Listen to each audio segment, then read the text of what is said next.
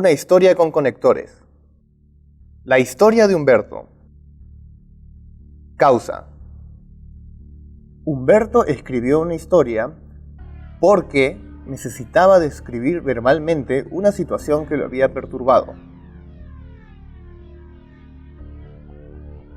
Consecuencia.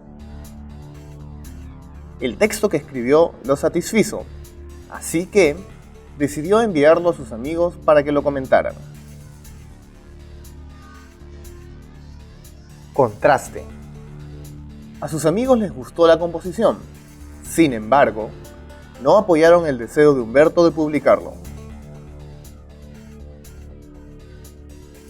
Diferencias entre contraste y oposición. Humberto quería publicar el texto, no obstante, no conocía a nadie que pudiera hacerlo.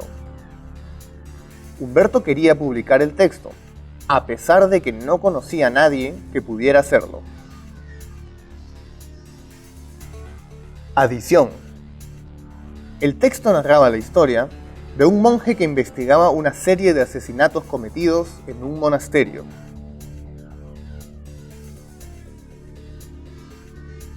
Además, describía la vida de los copistas de libros en la Edad Media. Disyunción. Los monjes no saben si el culpable es religioso o no lo es.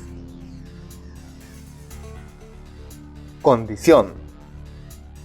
Si el monje descubría a los culpables, iba a confirmar su fama de buen investigador de crímenes. Equivalencia o reiteración.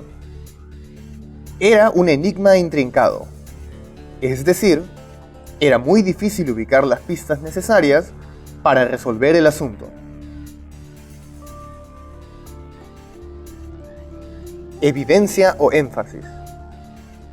Una mañana encontró una nota en griego al lado de un asesinado. Evidentemente, decidió analizar lo que decía el texto. Al traducir el fragmento, intuyó que era una cita que provenía de un libro que se creía perdido. De hecho, existía un testimonio de alguien que había visto quemarse el último ejemplar en la biblioteca de Alejandría. Orden. Para traducir el texto, en primer lugar, revisó sus viejos tratados de gramática griega. A continuación, tradujo el mensaje, el cual era un acertijo. Finalmente, descifró la respuesta.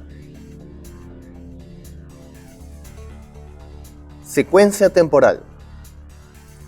Después de indagar en la biblioteca del monasterio, concluyó que la nota aludía a un famoso relato del mundo antiguo.